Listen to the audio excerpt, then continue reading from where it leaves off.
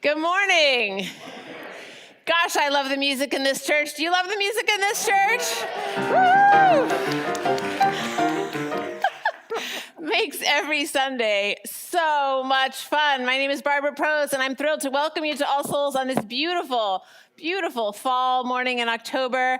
I went to the fair yesterday. The fair is in town, in case you didn't know, and had an amazing day. I saw all kinds of animals, cows and chickens and turkeys and ducks and everything, pigs and goats.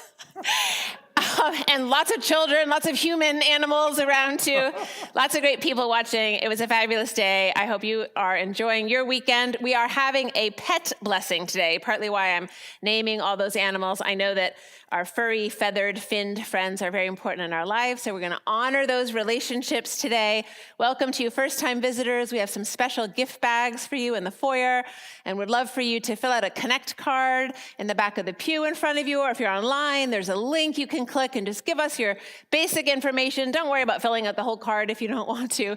That way we can stay connected with you and let you know about what's happening in this community and ways that you can get involved. We have a wonderful story coming up soon from Shannon Boston, our Director of Religious Education or Exploration. Our theme, we have a new theme every month. Our theme this month is evil and good, or good and evil. It would be too hard to just speak about evil without speaking about good. So we'll speak about both, and sometimes that struggle we experience internally.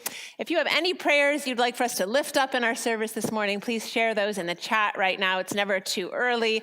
We want to hear those prayers before it's time for lighting our candles, and Reverend Davis will be blessing us with a prayer. And as Reverend Davis comes forward to lead us in this morning's invocation and covenant, I invite you to rise and to greet each other on this lovely fall day.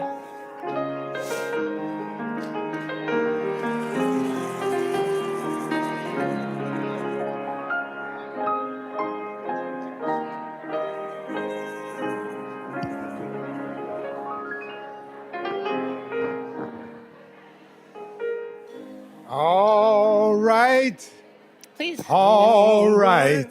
Stay right. It's time to come on over here and listen to what you're gonna hear and feel. Good morning, church. Good morning. This is indeed a day that God has made. Let us then rejoice in it and be glad. And let us count our many blessings. We are grateful for the capacity to see, hear, feel, and understand. We are grateful for the incredible gift of life. And we are especially grateful for the ties of love which bind us together, giving dignity, meaning, worth, and joy to all our days. Please join me in our covenant. Love is the spirit of this church, and service is its law. This is our great covenant, to dwell together in peace, to seek the truth in love, and to help one another. Welcome to All Souls, where we love beyond belief. From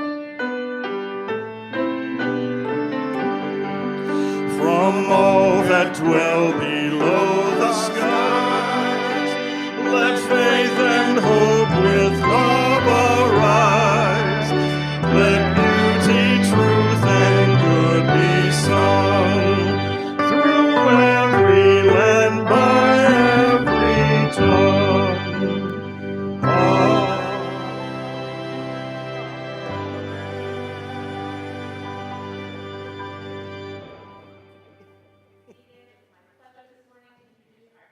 Slighters, Kelly Jennings and Richard Bunn.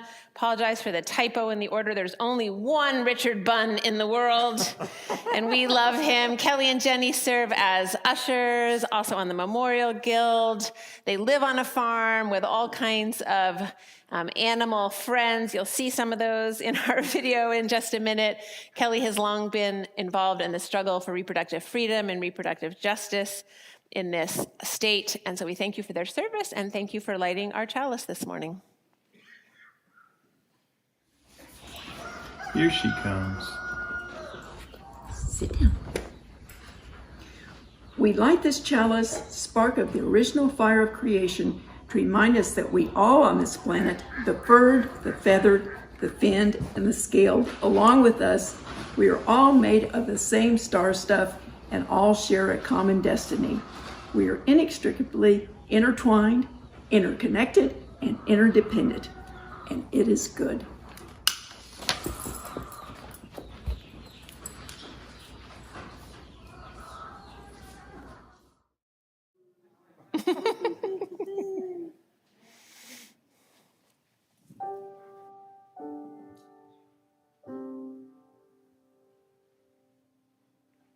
So it turns out this Sunday is the Sunday that where in the Catholic Church they celebrate the feast of St. Francis of Assisi, many people's favorite saint, if you have a favorite saint, in part because he loved the animals. And so in a lot of churches around the world, they do a blessing of the animals on this Sunday each year. And so we thought we would do so, and we've been asking people all week to send in a picture of their pet friends who, as we know, bless us every day of the year. So at least one day of the year we can bless them. Since we decided not to have them come into the sanctuary this morning in person, and we can't lay our hands on them, we can at least lay our eyes on them. And so I invite you, as you see these beautiful pets, may our eyes and our presence bless them as much as they bless us.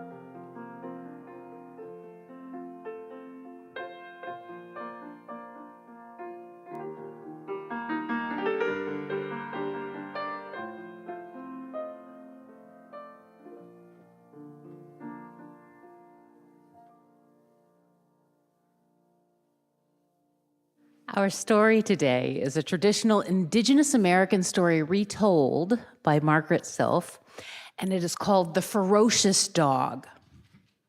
But this dog doesn't start out as ferocious. It starts out like this.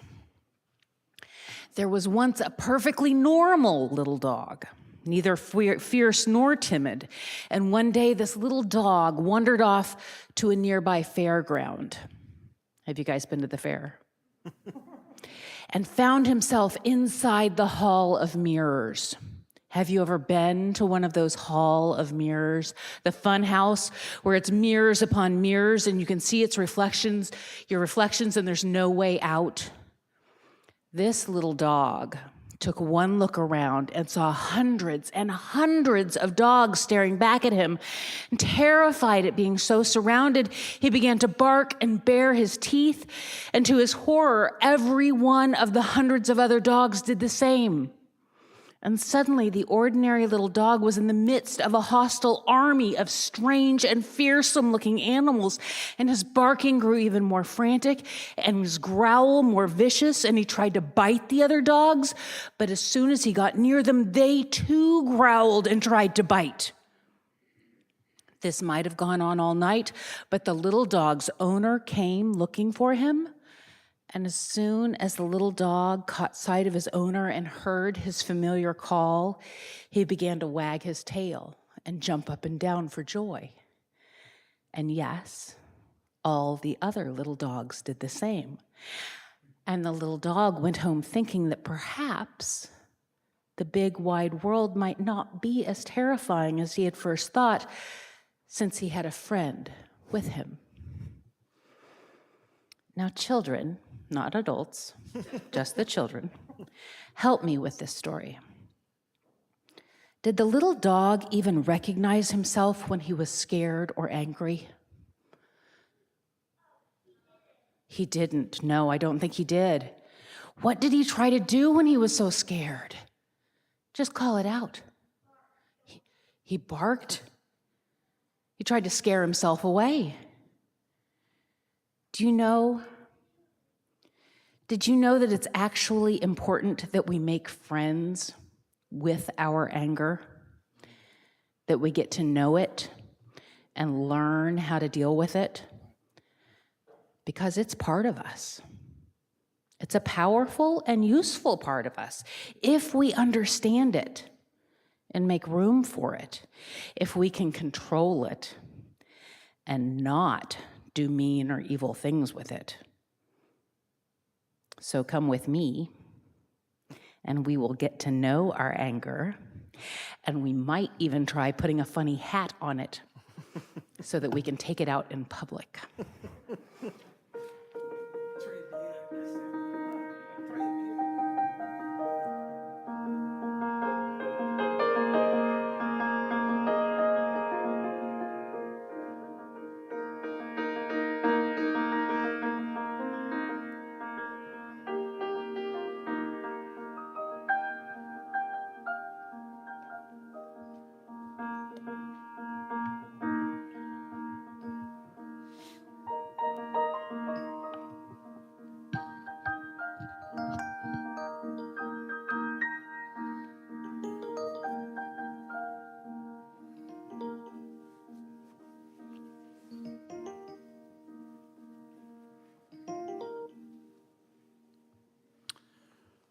Our reading this morning comes from Gregory Maguire, the author, who wrote, "People who claim that they're evil are usually no worse than the rest of us. It's people who claim that they're good or are way better than the rest of us that you have to be wary of." Here ends our reading.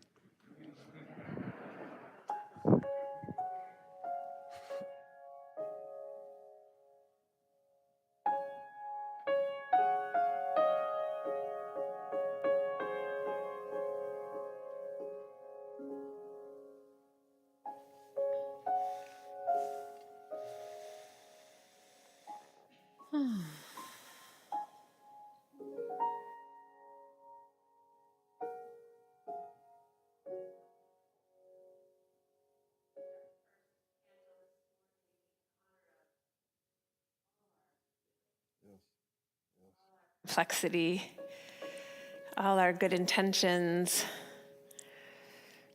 and where we know sometimes those lead.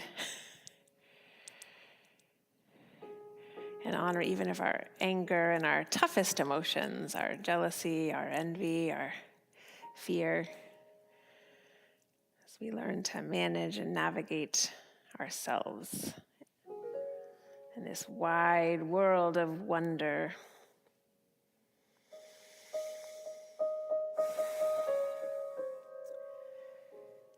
Especially want to light a candle this morning for the people in Florida, for the UU congregation of Fort Myers and All Faiths Unitarian congregation of Fort Myers, for all the people of those places and their family and friends as they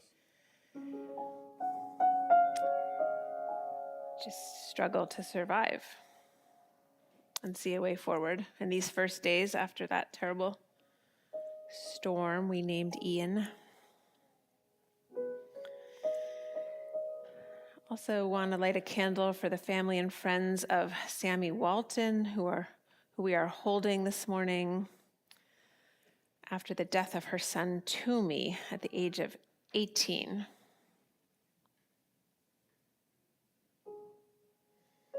We have some requests from our viewers online, lighting a candle for Kathy Pitcock's birthday and celebrating with her friends and family. Giacomo Tessaro, a member of this congregation who lives in Italy, is lifting up a prayer for the people of Brazil, that they might have a new and wiser government in their upcoming elections. Tasha Kaysen is asking for our prayers for our teenagers who are struggling coming of age in this world that seems so chaotic right now. Kathy Pitcock asks for prayers for our teachers and our healthcare workers, that we surround them with the light and the love we feel in this place, in this moment.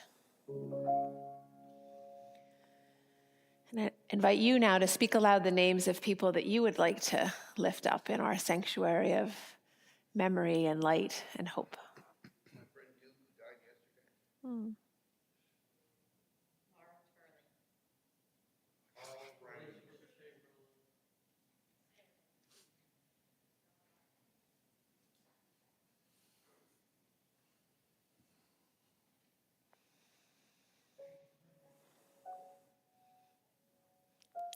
I'll light the last few candles in honor of those names, which are unspoken but held closely in our hearts.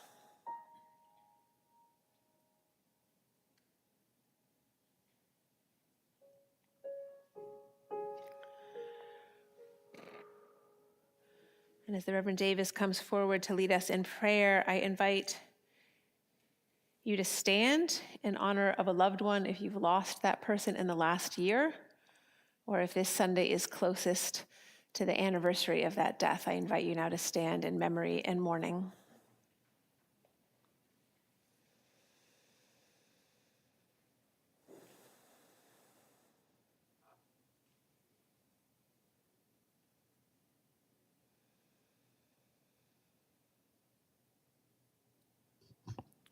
You may be seated. Hear now this prayer. O gracious God, Spirit of life and love, our hearts are open as we lift up those who are so important to us, as we remember those who have been so important to us, and as we summon the courage to be open to others who might become important to us. In this opening,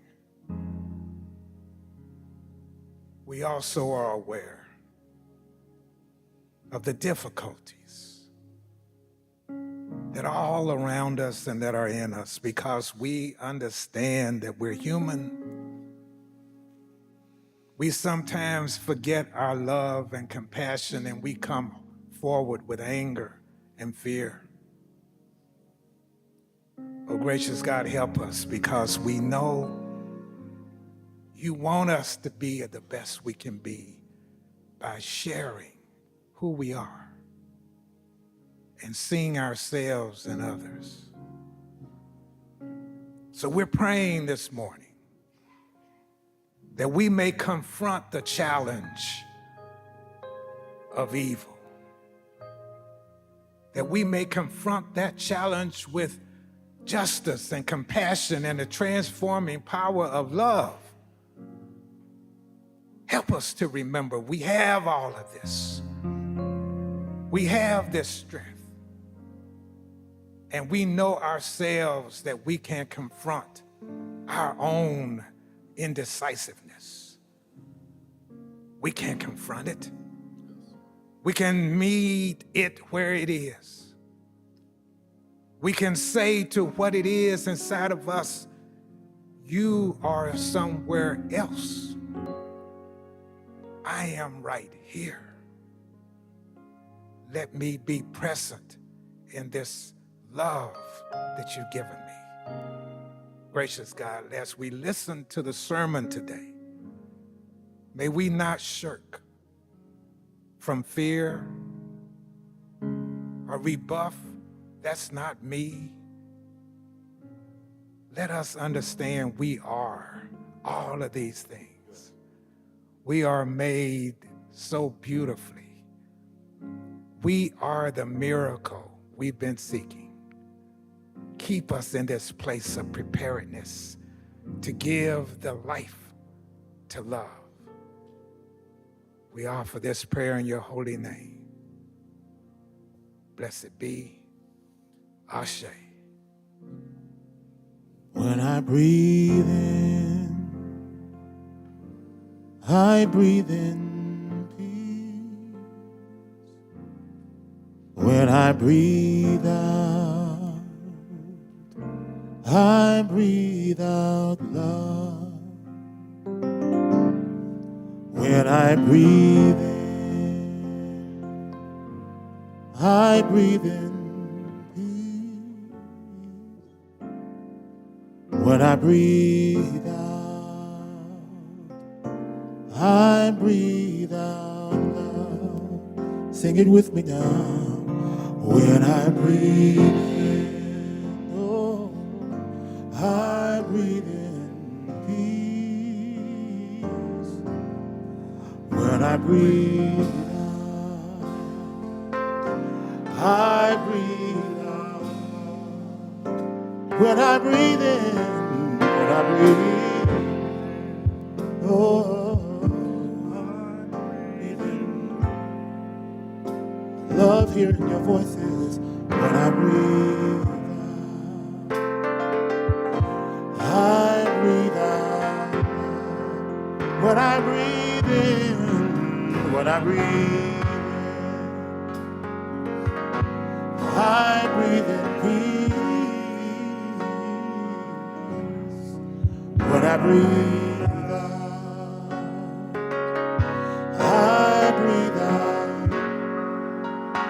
Oh, when I breathe in, I breathe in. Oh, when I breathe out,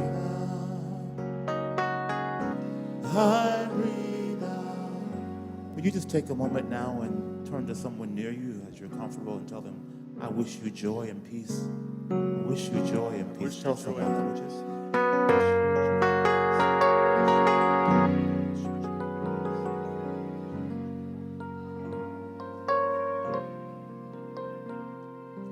You know, throughout the years, there have been several songs written about evil, evil men, evil women. Exactly. Bewitched, being bewitched. Bothered. And bewildered. Bewildered. We're going to sing that. You know, in fact, Rick, I believe the first hymn in the Great Hymnal is the hymn about evil. Is that right? hymn number 1 in our Unitarian Universalist hymnal Yeah. is, may nothing evil cross this door. It says, may nothing evil cross this door, and may ill fortune never pry about these windows. Oh, that's the first hymn, evil, no evil. Okay, and then in the 40s, Rick, there were a couple of songs that came out about being bewitched And the devil. and the devil. There's, the one that I thought and remembered was, I look at you and suddenly something in your eyes I see. Soon it begins bewitching me. Bewitching me. It's that old devil moon that you stole from the skies. It's that old devil moon in your eye. In your eye. And then, of course, another very famous one, Rodgers and Hart, actually from the 40s. I'm wild again, beguiled again, a simpering, whimpering child again, bewitched, bothered, and bewildered. Oh, we know this. Yeah. Oh, well, you know this. Okay. I love it. And in 1967, Rick, 1967, a wonderful artist by the name of Willie Bobo came out with a song, and then Santana made a hit from it. Yes. And let's see if you remember this one.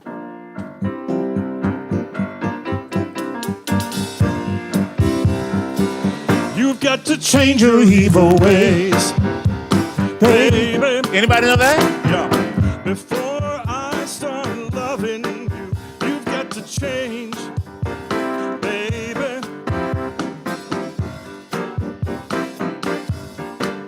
You got me sneaking and peeping and running you down. This can't go on. Lord knows this can't go on. You got to change your evil ways. And in the 70s, Rick, Yes. there was a wonderful man by the name of Flip Wilson. Anybody remember Flip Wilson? Flip Wilson. He had this famous phrase, "The devil made me do it." And who can leave out the Rolling Stones on this one?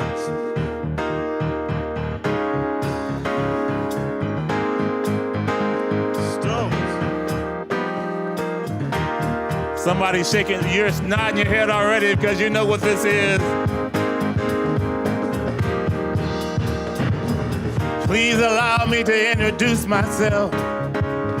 I'm a man of wealth and taste. I've been around for long, long years. Stole millions of men's soul and faith. I was around when Jesus Christ had his moment, doubt and pain. I made sure that Pilate washed his hand and sealed his fate. If you know it, sing with me.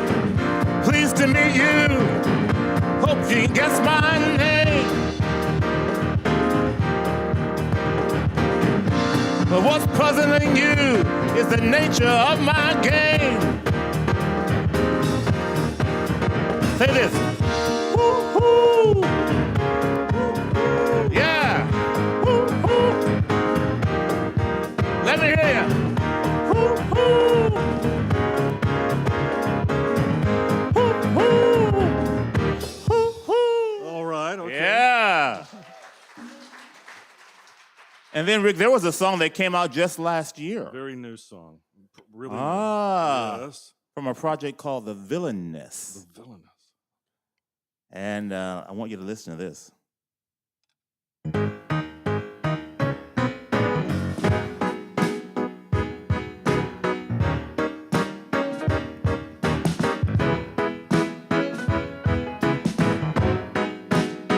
I'm gonna line it up, then I'll burn it down. I'm gonna make you feel like you're invincible when no one else is around. I'm gonna build you up, then I'll strike you down. 'Cause you're about to know it's nothing personal. Sometimes good people do bad things. Can you say that with me? Sometimes Sometimes. people do bad things. Now, when I come to that next one, I want you to sing it with me. I'll help you. Ready? I'm gonna line it up, then I'll burn it down. I'm gonna make you feel like you're invincible when no one else is around. I'm gonna build you up, then I'll strike you down. 'Cause I want you to know it's nothing personal. Like this. Sometimes good people do bad things. Say that with us, come on. Sometimes good people do bad things. One more time. Sometimes good people do bad things. Oh. Yeah. All right. Wow. Yes. Y'all make bad people here, though. Evil No. sound like a lot of fun, you know? Okay. I think maybe our parents were right. Rock and roll is the devil, you know? I don't know. I'm kind of feeling like you start tapping your feet to the devil. Now, my message today is for those of us who are at times hostile, manipulative, and narcissistic.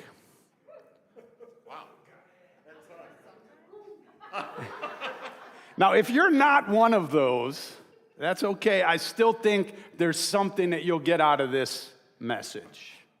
In part because who among us is not sometimes hostile, manipulative, and narcissistic? Don't we all have a little dictator inside? A tiny, dyspeptic, self-important Vladimir Putin? Or Slobodan Milosevic? Or Idi Amin? Just a wee little autocrat lurking inside of us, wanting to control others and have it our way. Or is it just me? Now, in which case, I want to apologize to anyone who thought you were coming to All Saints Church this morning. I think that's somewhere down Peoria a little ways. We're just All Souls here. If you're a saint, then you're in the wrong church. I am no way good enough to be the minister of All Saints. Now, my topic today is why good people do bad things. Our theme this month, as Barbara said, is good and evil.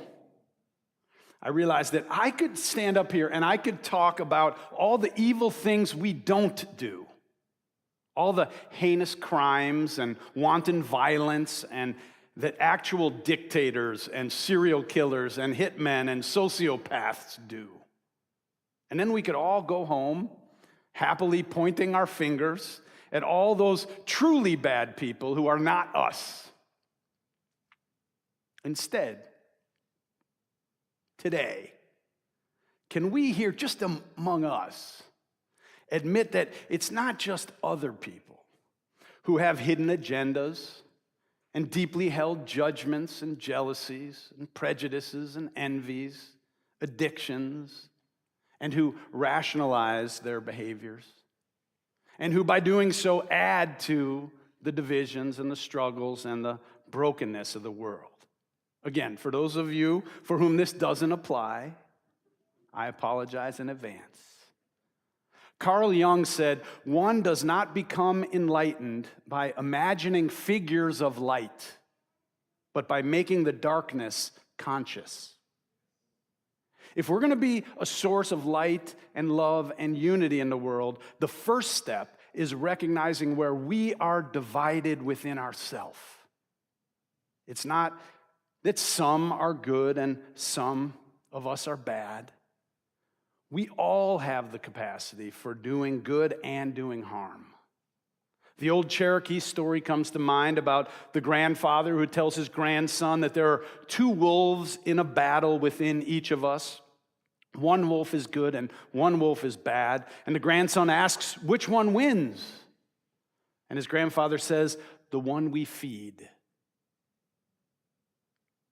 Good people do bad things because there are no purely good people.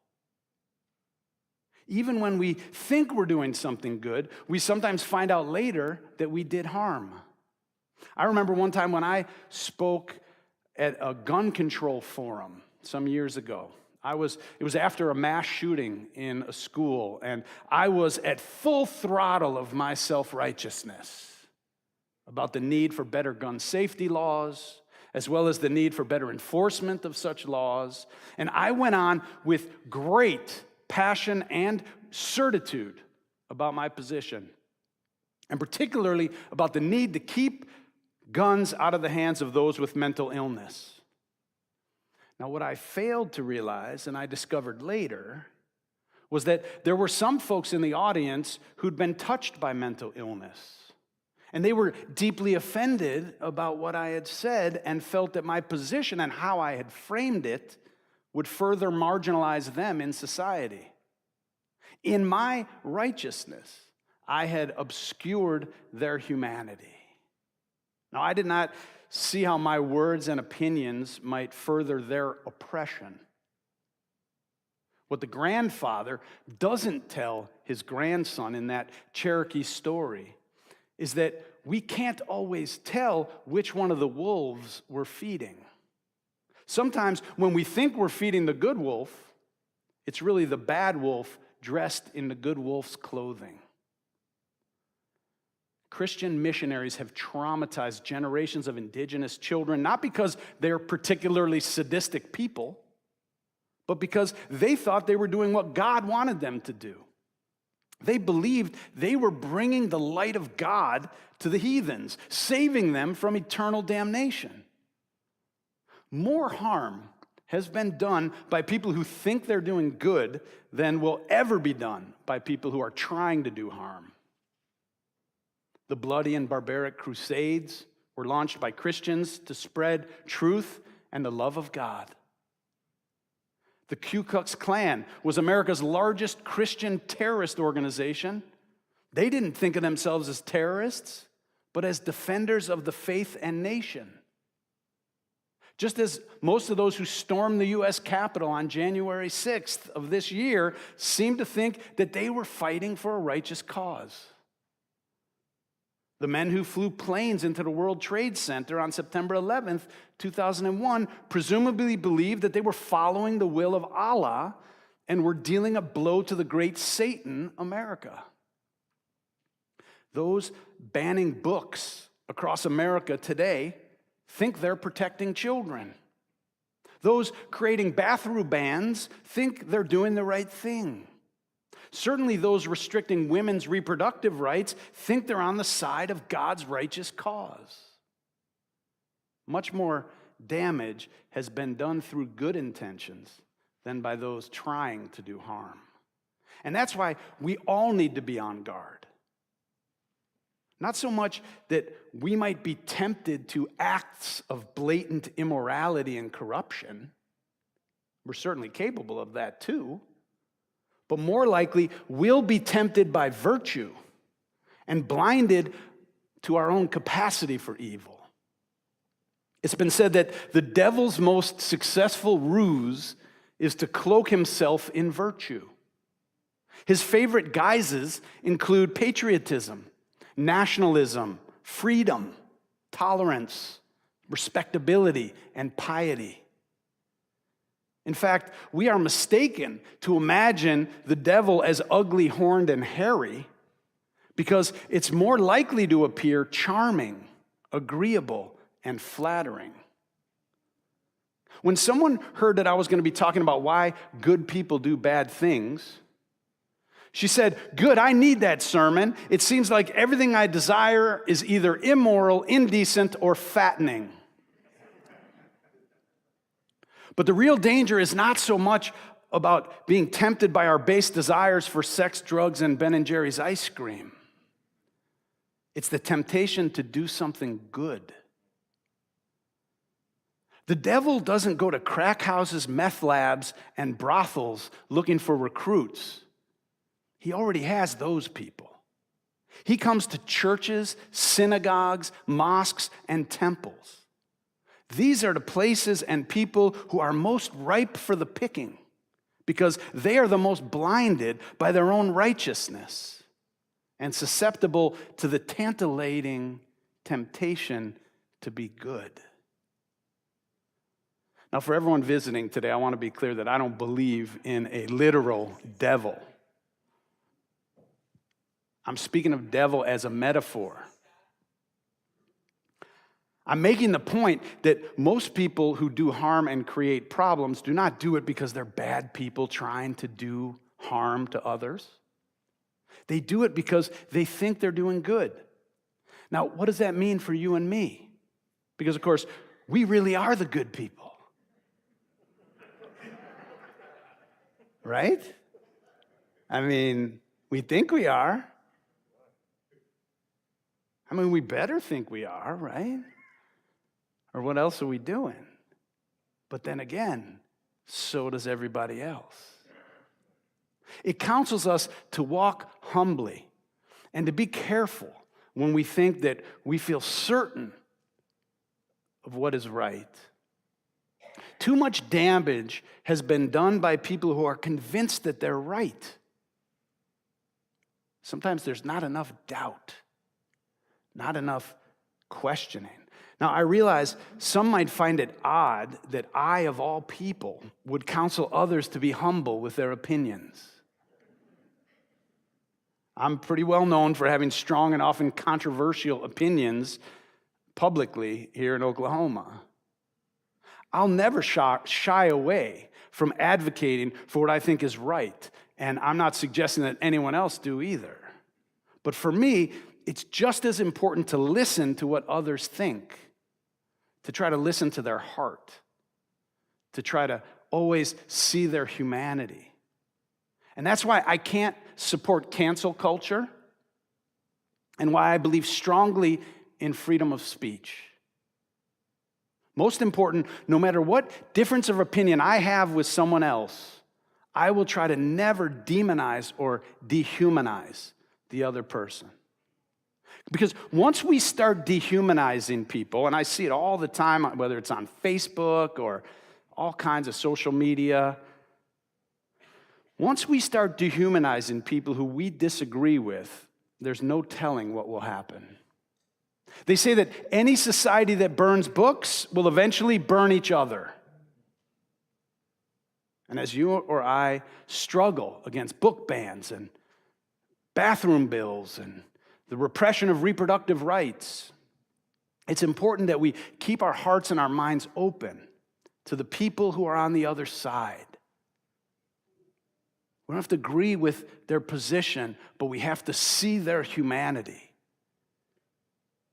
We cannot compromise on dehumanizing others, because as soon as we do, we are dehumanizing ourselves. Neuroscientific research shows that when we dehumanize others, the regions of our brain associated with disgust turn on, and the region associated with empathy turn off. And even though today in our service we bless the animals in our lives, it's not uncommon for people to compare members of another group to animals they detest. In the Nazi era, the film The Eternal Jew depicted Jews as rats. During the Rwanda genocide, Hutu officials called Tutsis cockroaches that needed to be cleaned out. We also know that once people effectively dehumanize each other, the cycle of violence and hatred can go on for generations. We've seen it in Northern Ireland, in Israel, the former Yugoslavia, Rwanda, and elsewhere. According to Brian Resnick, a writer for Vox, who wrote on this subject, he said experts told him that the best way to combat dehumanization is also frustratingly one of the hardest to accomplish. Simply getting to know people who are different from you.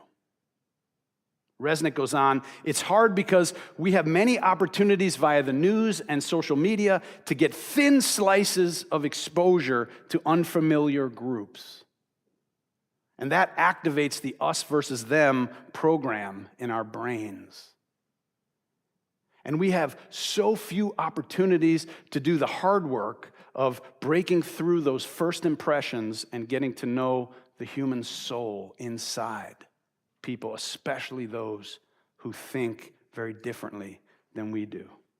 According to Naor Kateli, a psychologist at Northwestern University who researches dehumanization, just as we have the mental capacity to dehumanize, we're equipped with the mental programs to forge trust and understanding.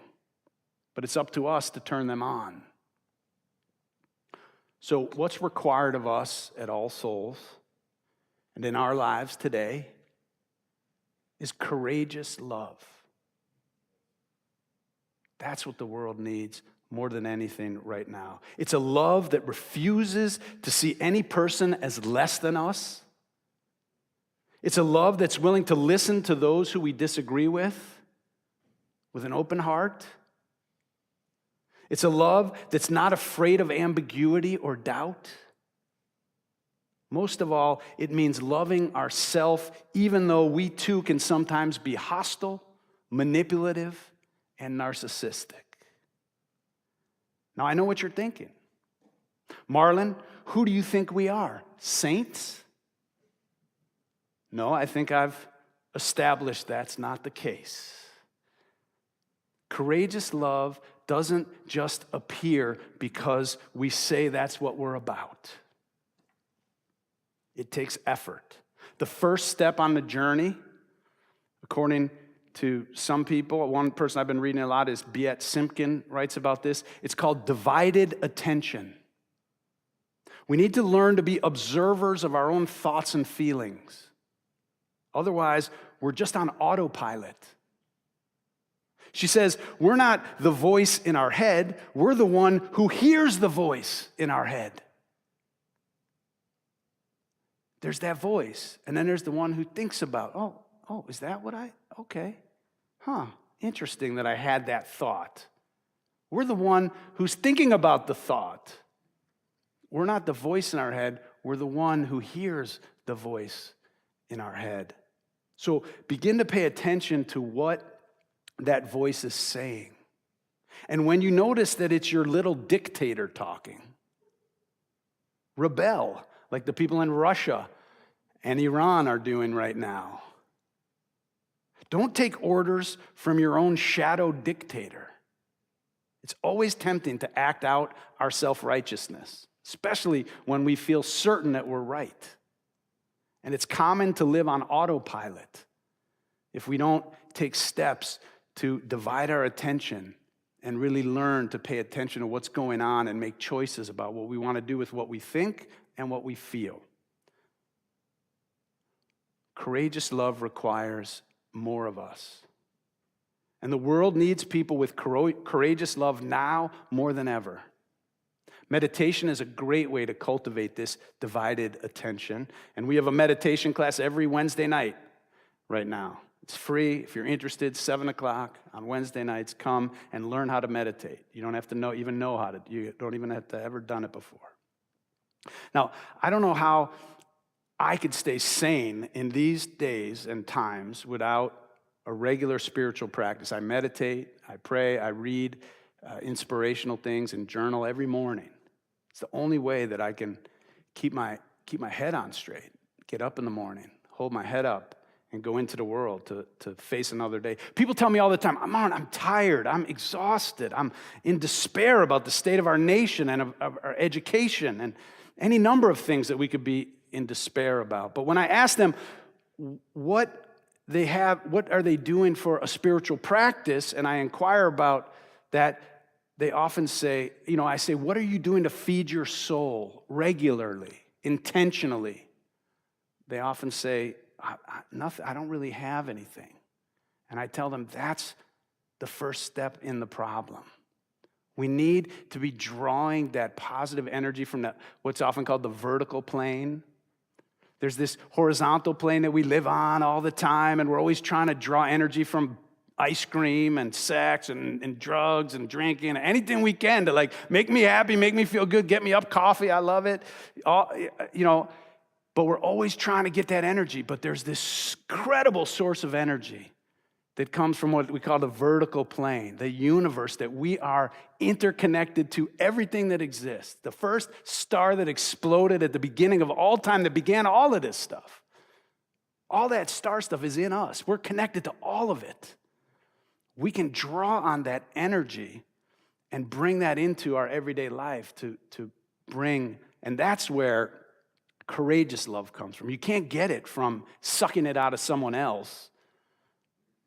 You have to get it from your own internal source, which is interconnected with all that exists. So if you're not tending and nurturing your inner life, if you're not finding ways to draw from that vertical plane we call spirituality, or the cosmos, or the universe, or our interconnectedness with all life, then you might think you want to be part of the solution, but you might very well be part of the problem.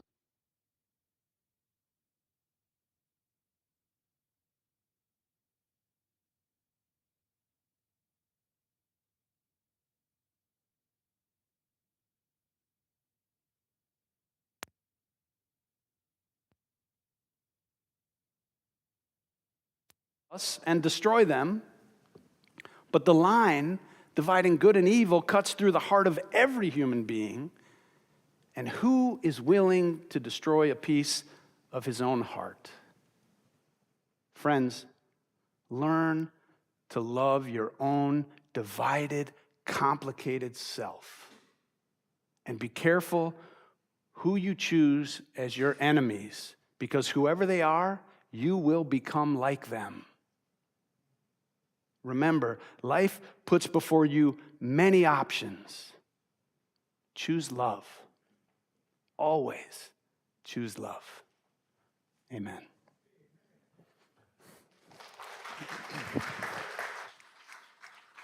We invite you to rise in body or spirit as we sing our closing hymn, number 131. We will now call Courageous Love Will Guide Us.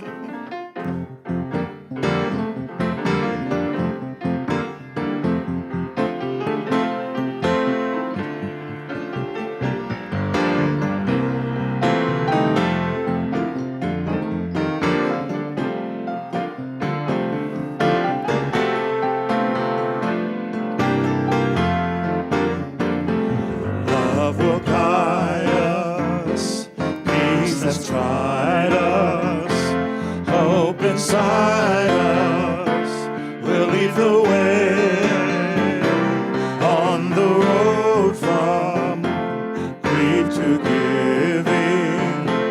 Love will guide us through the hard night. If you cannot sing like angels, if you cannot speak before thousands, you can give from deep within you.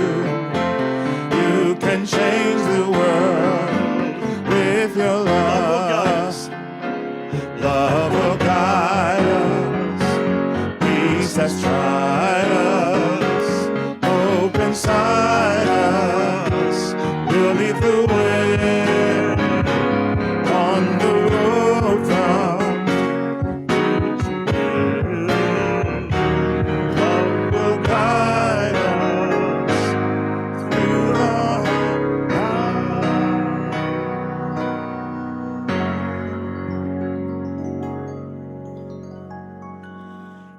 singing, everyone. Beautiful. You may be seated. Thank you for that message, Marlon. I guess if we're not going to call each other out, we have to call each other in. So I'm going to call you in at 4 o'clock today, Reverend Marlon and myself and Corey Lovell and Nefertiti Sanders. We're going to be in Emerson Hall from 4 to 6. We're going to have some cheese and some crackers and some drinks to share. And you can learn about being an usher or a greeter or a welcomer or a chat host or a docent or a guest caller. When people check off that Connect card and they say they're just curious and want more information, we call them back. A volunteer calls them back. So 6 easy, simple ways to volunteer to enter this community a little more fully. 4 to 6 today, that's our Welcoming Souls relaunch. Also this Thursday, Lunch and Games with Young at Heart, a wonderful group of people, most of whom are retired, men and women, non-binary people. I'm sorry. That's this Thursday, October 6th at 11:30 for lunch and 1 o'clock for games. People socialize, stay current on church events and what's going on in this community. And we're also changing our paradigm a little bit here. You can do a good deed on your time. Instead of signing up to belong to a team and come to monthly meetings, you can just look at our calendar and find volunteer opportunities for food distribution, to help with preparing a dinner on Wednesday evening, for working in our gardens or repairing our buildings. So check out the calendar for opportunities to serve, to do a good deed on your own time. And please come back next Sunday on October 9th. We're going to have King Cabbage, the hottest band in Tulsa right now. You might have heard them at our what was that? Wednesday Connections kickoff. That's when we have them on the front lawn. This Sunday they'll be here. It's a New Orleans style jazz band, and there's an opportunity to become part of this community, become a member at either 11:30 or 1 o'clock. That's Sunday the 9th. I think that is all our announcements. Our offering today goes to the Oklahoma Alliance for Animals. Their primary purpose is to bring together the people and resources needed to overcome pet homelessness, abuse, and neglect. Next week, our offering will go to some emergency relief organizations in Florida, maybe through the UUA. We will now gratefully receive this morning's offering. If you'd like to make a contribution to the church, please use one of the white envelopes in the pew back in front of you. Thank you so much.